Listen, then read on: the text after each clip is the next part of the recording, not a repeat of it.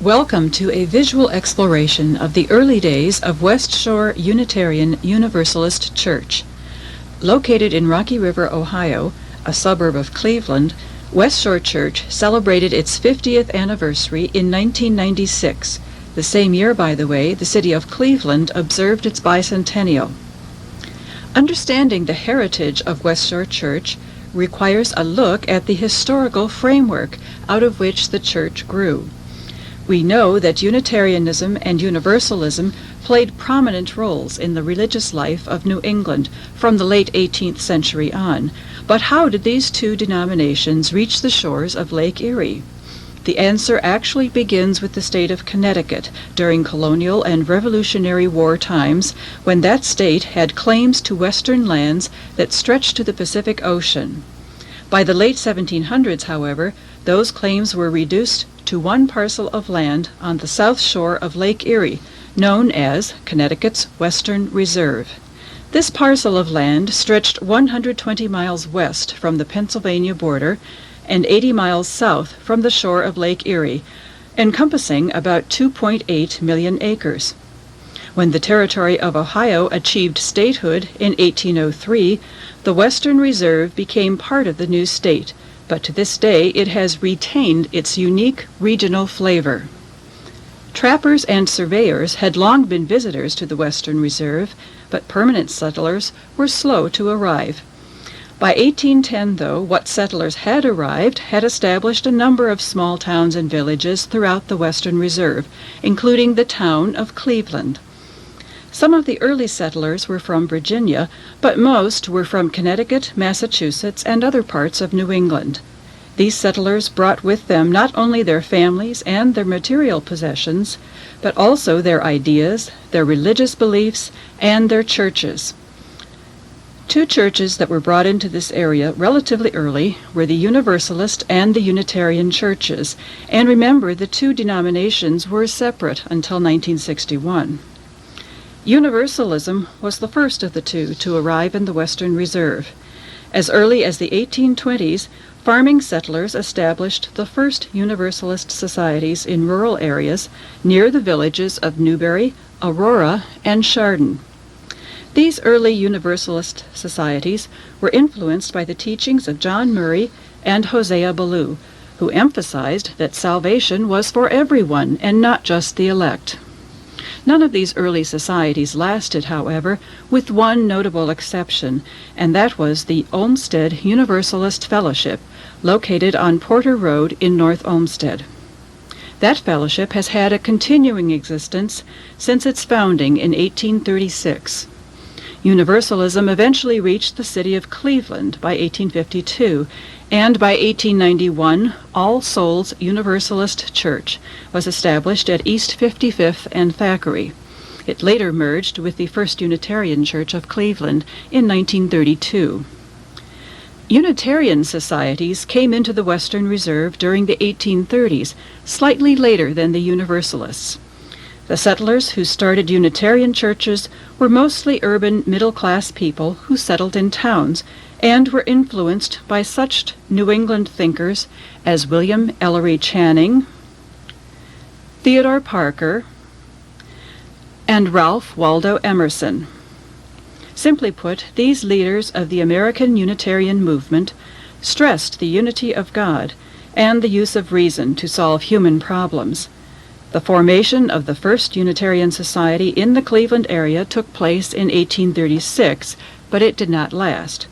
The first stable and enduring Unitarian church in Cleveland had its beginnings in early 1867, when the Reverend Henry Brown was sent to Cleveland in order to start a new Unitarian church. Here we see the Reverend Henry Brown, who met with about 40 Unitarian families on the first Sunday in January 1867.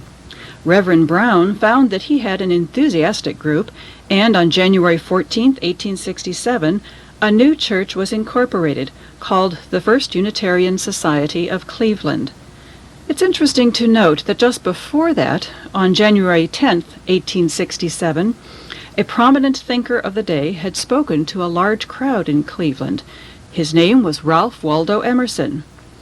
One can easily speculate that Emerson's appearance must have had something to do with inspiring interest in starting a Unitarian congregation. This first continuing Unitarian congregation met for a number of years in a building just off Public Square called Case Hall, located at Superior and East 3rd. Constructed by Leonard Case, Jr., who endowed what later became Case Institute of Technology, this was a popular locale for concerts and lectures until it was demolished in 1902 to make way for the main post office. Reverend Brown remained in Cleveland only a short while. He was followed by the Reverend T.B. Forbush, whose tenure from 1868 through 1876 resulted in growth and a sense of stability for the new congregation. Forbush left for Chicago in 1876 and was followed by the Reverend Frederick Hosmer, who urged the congregation to build its own church. This indeed happened, and in October 1880, this building was dedicated as Unity Church. It was located in downtown Cleveland at Bolivar and Prospect Avenues, right next to Gray's Armory, which, unlike Unity Church, still stands today.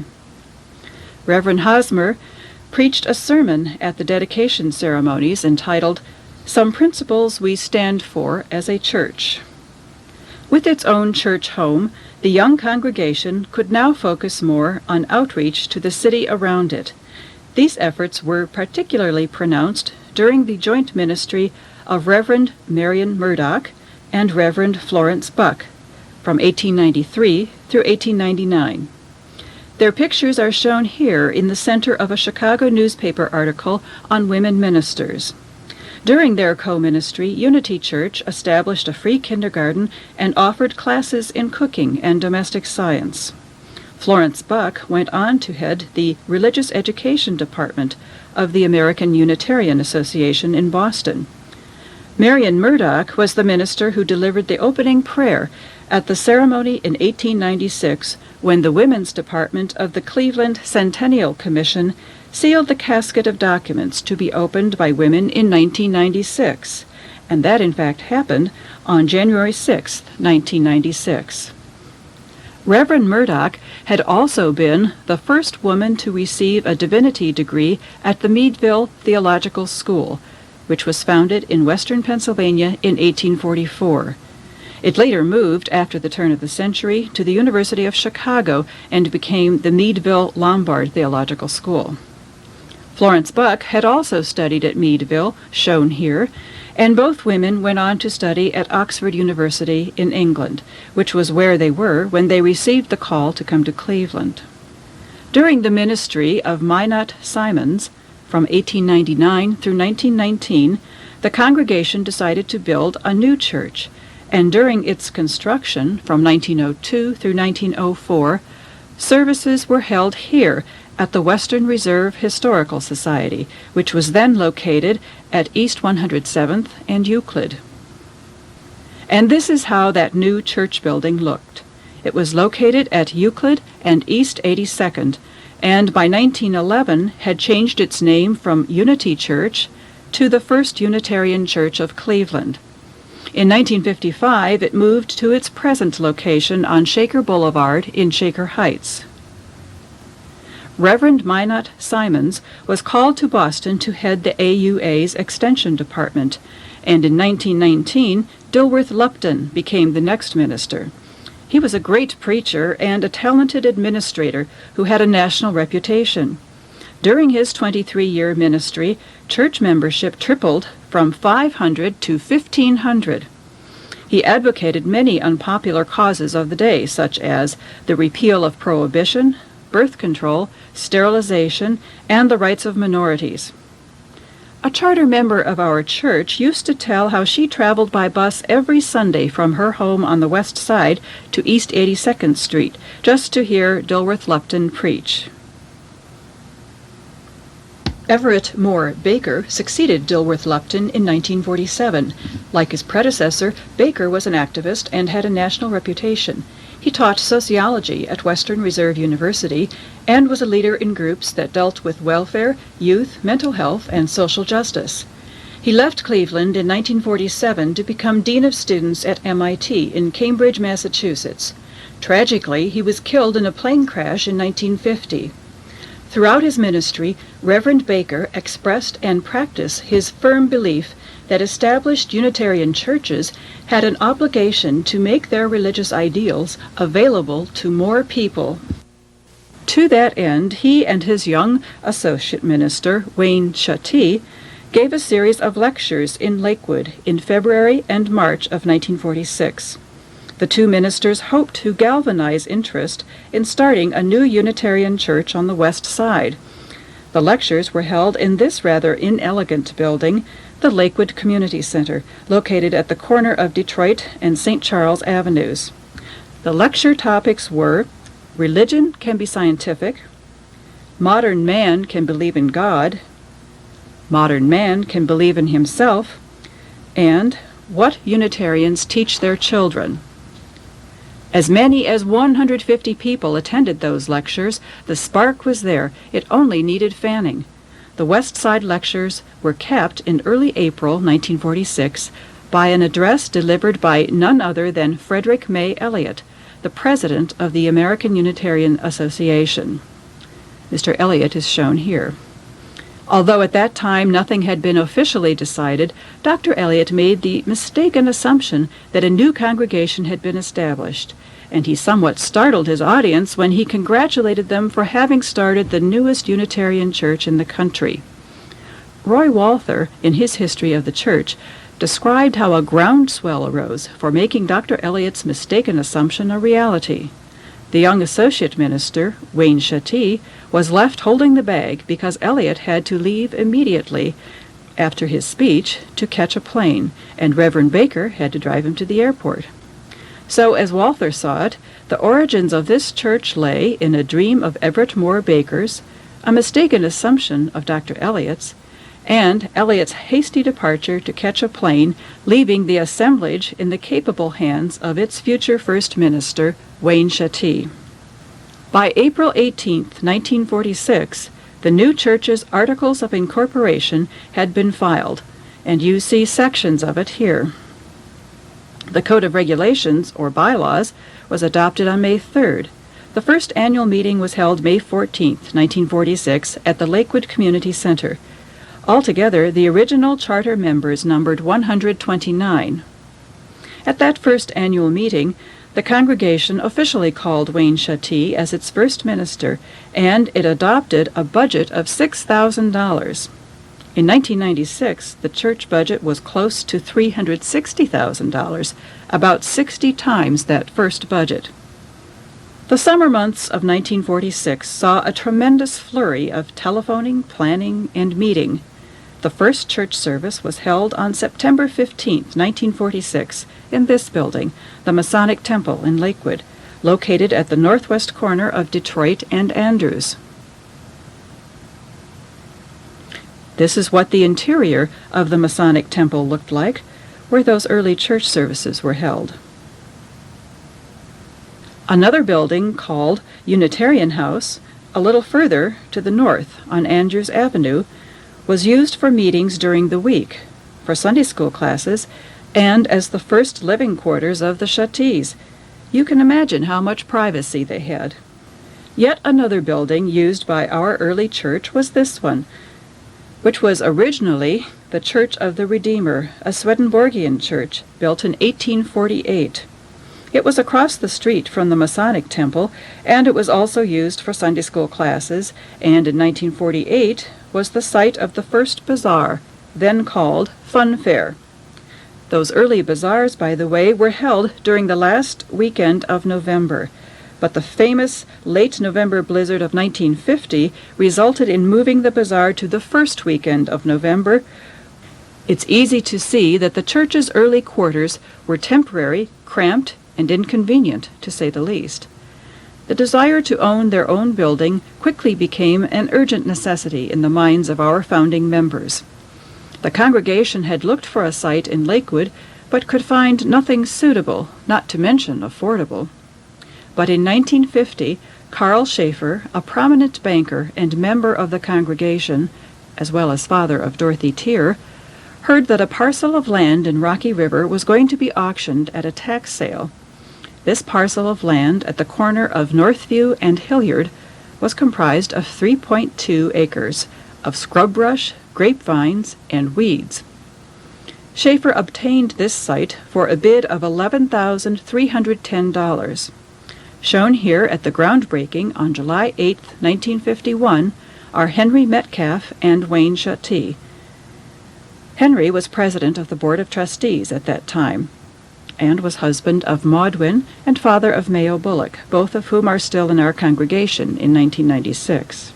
West Shore Unitarian Church in Rocky River held its first Sunday service on March 16, 1952.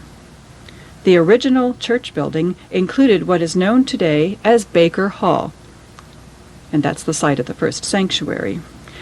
It also included part of the east wing.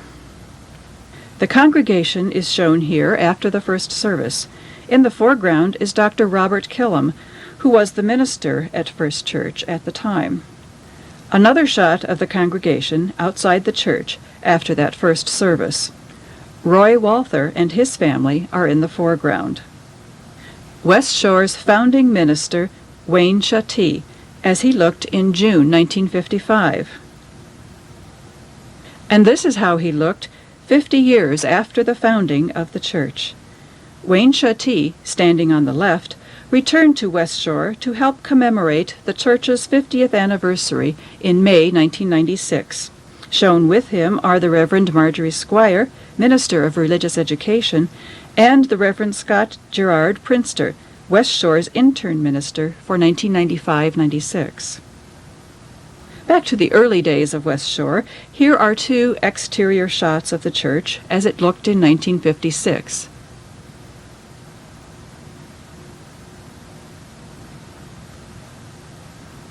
After Wayne Chattee left in June 1955, he was followed by Peter Sampson, who arrived at West Shore in early 1956.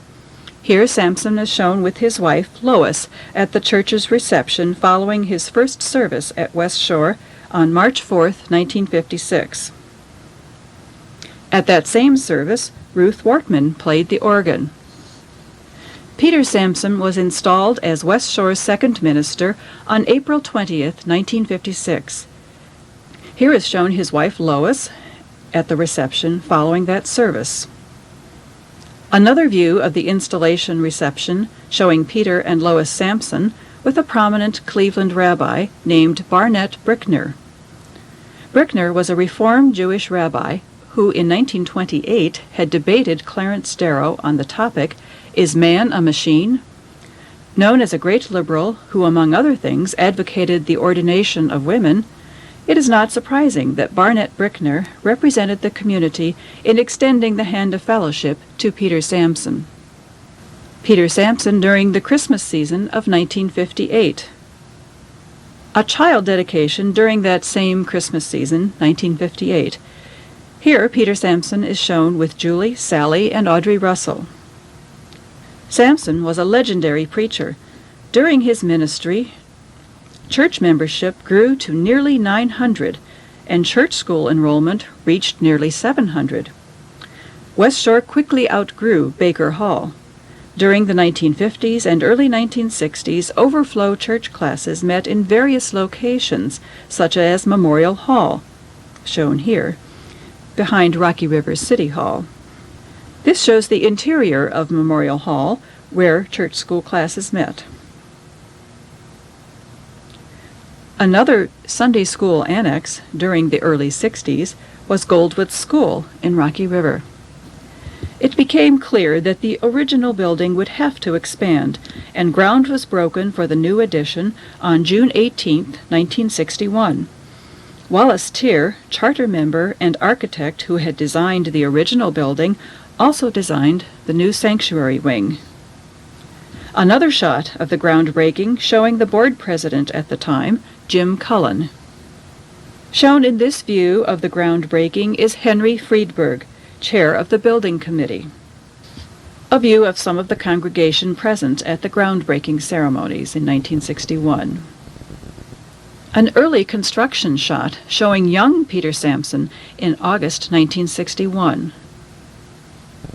A winter view of construction progress, taken in February 1962. The next 11 black and white slides show the various stages of construction.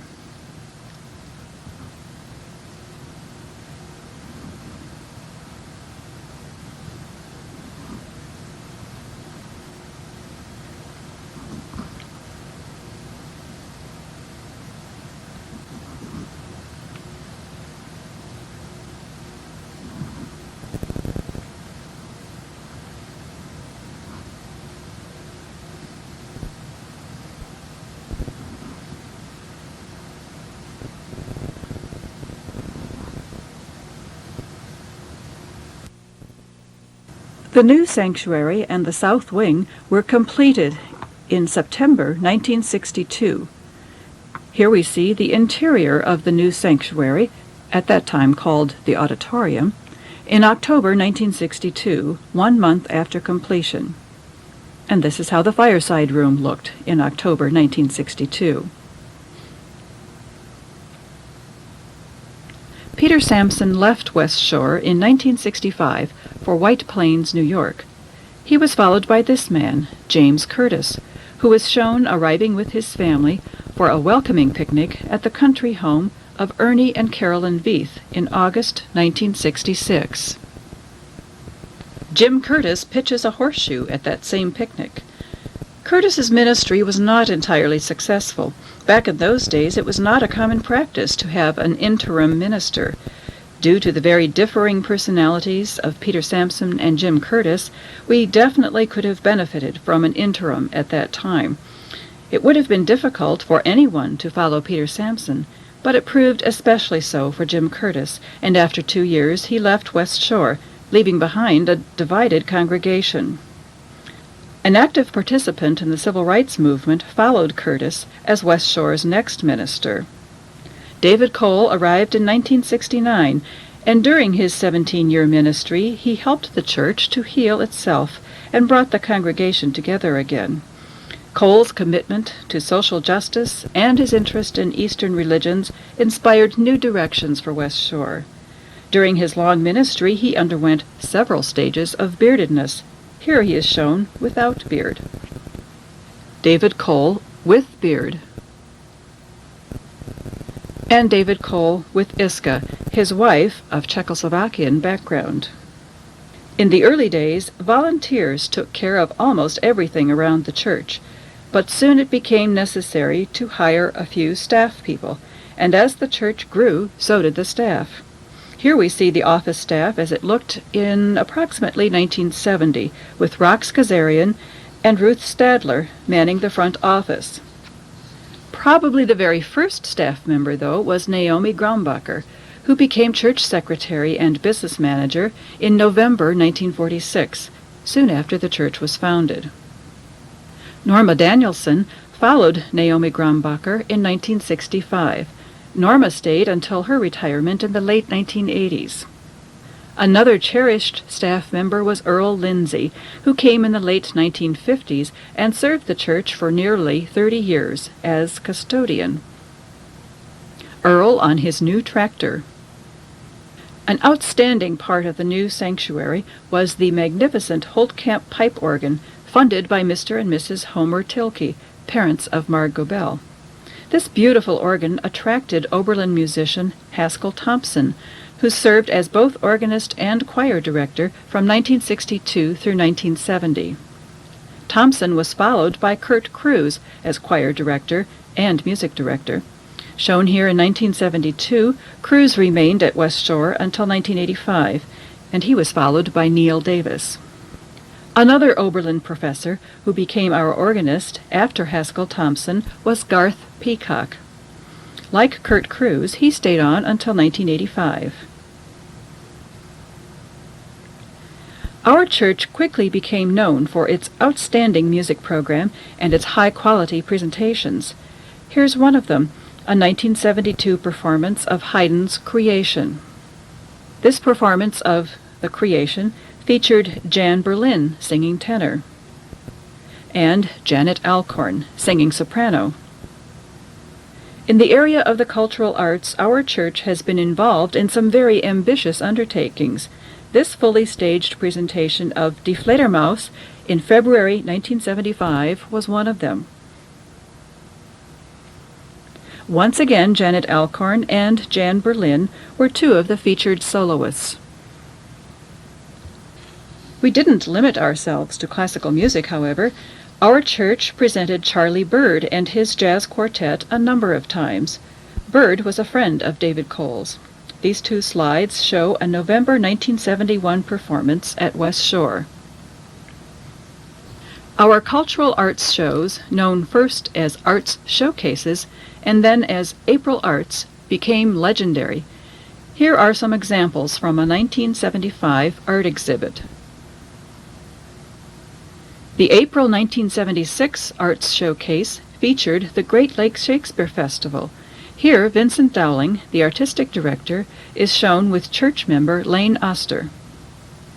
Arts Showcases often included a special dinner. This is the 1975 version, termed a gourmet dinner.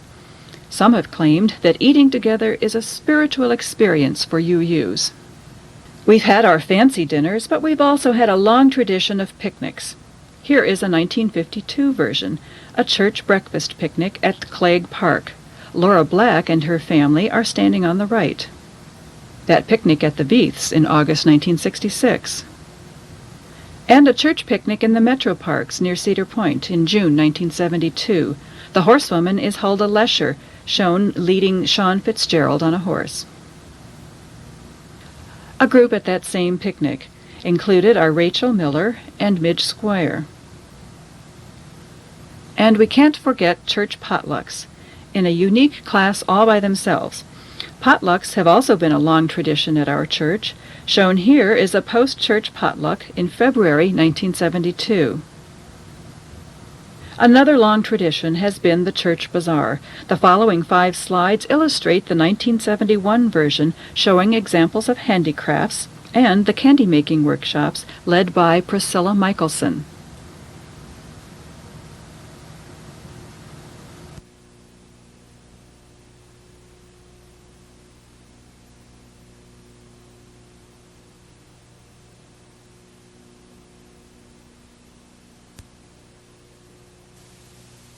Rummage sales have been another fundraising tradition, sponsored and run by the Evening Alliance. This is the 1973 version, showing a familiar sight in Baker Hall. The checkout table, or Rose Eller, is one of the workers. In addition to the rummage sale, Evening Alliance was involved in many other activities. Here are participants in a 1969 program on famous Unitarian women. Included in this group is Jo Waymark, portraying Lucy Stone. Many other groups have contributed to the life of the church in various ways. In this slide, the Tuesday Morning Friendship Group is working on a craft project for the bazaar. And in the next slide, the Friendship Group is assisting with the preparation and mailing of the church bulletin. Before Food for Thought, there was the Men's Club, out of which Food for Thought grew. Shown here is Ladies' Night in 1971, and it featured local TV personality Dick Goddard as the speaker. The Couples Club was an active group during the 1970s. This slide and the next show a Saturday evening gathering at the home of Bob Rouser in 1973. Who could forget Mother's Morning Out, which eventually became Morning Seminar? Church members Linda Belush and Betty Ruby led this program in February 1973 on Buckminster Fuller. This Mother's Morning Out program in October 1971 featured Russell Means, the Native American rights activist, who is still in the news 25 years later. Another church group was the Social Responsibilities Committee, now known as Social Concerns. Here, this group is meeting on public housing in 1971. Fred Neubauer is on the right. Social justice has always been an important area of West Shore life. Social Responsibilities held this meeting on halfway houses for paroled prisoners. The featured speaker was Father Bob Begin. Still active in the 1990s, he has changed a lot since then. Here Betty Maynard and Fred Neubauer are assisting with a collection for the Crisis Center in 1971. Of course, a very important element of church life is the governance of the church. Like all UU churches, we are organized as a congregational polity. That means the government of the church is vested in the Board of Trustees, which serves as the congregation's elected representatives. Here is a 1972 meeting of the Board of Trustees in the fireside room. A key element in this form of church government is the nominating committee, which formulates the slate of board members to be elected by the congregation. Shown at this February 1972 nominating committee meeting are Bill Elliott, Roy Lajeunesse, John Zangerly, and Priscilla Michelson. As has been the case since 1946, the church's annual meeting takes place every year on the second Friday in May. Here, the 1977 annual meeting is convened by Board President Bill Alcorn. At that same annual meeting in May 1977, Midge Squire gave her first report to the congregation as West Shore's Religious Education Director. She had joined the church staff the previous September, 1976. Of course, the important part of the annual meeting was really the Feast of Fools, West Shore's special brand of satire and self-parody, which has been a tradition since 1975. Here, Fred Neubauer opens the 1977 edition of Feast of Fools. Rachel Miller and Mark Holloway act in one of the skits. Larry Prickett, Lloyd Kratzer, and Dan Sika sing about the flowers that bloom in the spring. And who could forget the memorable Three Little Maids from School Are We, with Dorothy Tier, Dorothy Fitzgibbons, and Betty Sprague. And finally, the entire cast of the 1977 Feast of Fools. Religious education was one of the founding impulses of West Shore Church. The early members of this church were mostly youngish professionals with families who wanted not only intellectual and spiritual stimulation for themselves, but also liberal religious education for their children. Junior choir was apparently an element of the RE program from the earliest days on. Here we see junior choir in December 1958. Ruth Wortman directing the junior choir from the organ in 1958. The junior choir in October 1959. Those black robes hung around for a long time. The next 5 slides show a sampling of church school classes from the early 1970s. A preschool church school class in 1971. A 4th grade class, 1971. An intermediate church school worship service, also 1971. Junior church making posters in 1973. And junior church collecting rubbish in the metro parks, 1970. The Religious Education Committee is one of the church's most important groups. It's an advisory group which assists in the formulation, staffing, and operation of West Shore's religious education program. This slide shows an RE committee meeting in October 1971. As you can imagine, many groups and elements of church life past are no longer with us, and in some cases, it's all for the better. Here are some examples of things that have had their day but have passed from the scene. The Couples Club. The Men's Club. The Primary and Intermediate Boys How It Works class. Mother's Morning Out. The Paper Truck. Play Day. What some called the dead branch on the front sanctuary wall. Happily, though, many traditions are enduring and still remain with us, although their formats may have changed. For example, we still have candlelight services on Christmas Eve. This one was 1974. Congregational meetings, a basic expression of church government. And here you can see a show of hands at a February 1972 meeting. Coffee hour, a sacrosanct part of the Sunday service. Talkbacks after the sermon. Child dedications. This particular one shows Bill and Carol Savarda in May 1973, having their oldest daughter Dana dedicated. Flower Communion Sunday, usually the second Sunday in June. This is the 1973 version. Pulpit flowers, created by talented members of the congregation. The wayside pulpit. A recent suggestion that it be removed was rejected with a mighty roar. A continuing tradition throughout our history has been a commitment to social justice, protest, and anger at the right things. In 1976, this church invited Preterm to set up a satellite at West Shore, primarily for counseling and pregnancy testing. In answer to this development, pro-life demonstrators expressed their outrage and picketed the church on a cold, rainy day in March 1976. In response, pro-choice demonstrators set up a picket line in front of the church across the street.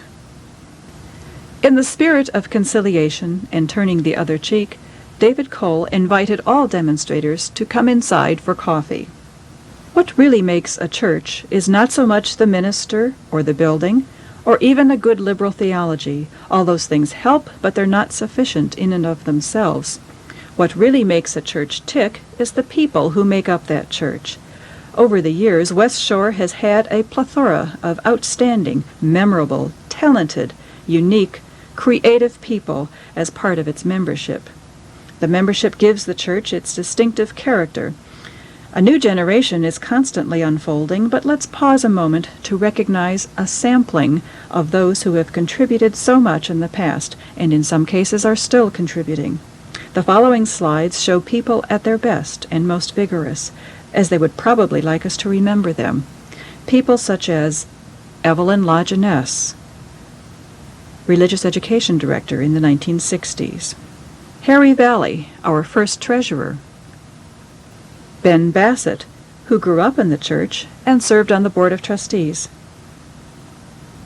Wally Tier, our wonderful architect. Dorothy Tier, his wife, and a great civic leader. Judy Valley, Harry's daughter-in-law, and an active participant in religious education, who later became a minister herself. Roy Walther, a charter member who wrote the church's history to 1965. Mary Ann Kirkpatrick, designer of many memorable pulpit flower arrangements. Ellen Wadsworth, twice a board member. Jay Mennel, Ruth's husband, and one of 3 signers of the original Articles of Incorporation. Phyllis Hobson, longtime member of the church and of the office staff. Stuart Fordyce, part of the NASA contingent in our church and a board president during the 1960s. John Mayer, Don's father and a charter member. Roberta Julian, West Shore's second religious education director. Roberta was also present at the church's 50th anniversary in 1996. Frank Barr, board president in the early 1970s.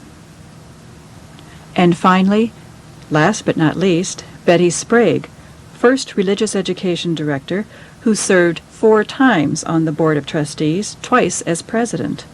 She took part in just about every other function of the church, including yoga classes when she was well into her 70s. Betty has been an inspiration to hundreds. This communal remembering and rummaging through West Shore's attic is intended to serve as an affirmation of the importance of our church's past. When a group of people or an institution is aware of its history and celebrates its history, this can only promote feelings of legitimacy and connectedness, and the sense of duration over time. This knowledge that we extend back in time inspires an even greater commitment to move forward into the future. In October 1995, West Shore's minister, the Reverend Michael McGee, described the concept of remembering. Michael spoke of the need to remember, as in bringing together all of our members, those who properly belong to our life story. Remembering, Michael continued, is an intentional act of unification. It's the purposeful shaping of our lives, using our past as the clay to mold our future. No one could have said it better. Narrator has been Carol Jacobs, a member of West Shore Church since 1977.